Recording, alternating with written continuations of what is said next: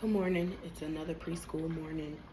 I have to make the kids some lunch.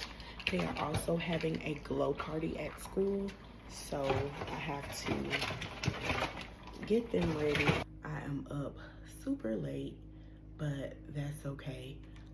The kids will not be late to school. I'm currently making their lunch, making me a cup of coffee, putting them on something to watch as they wake up.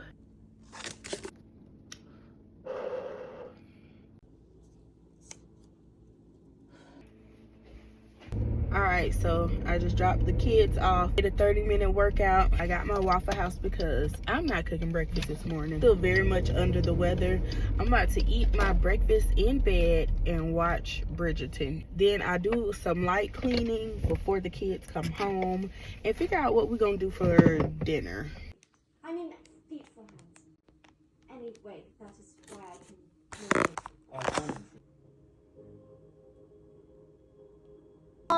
Cheers. We are best friends. That's right.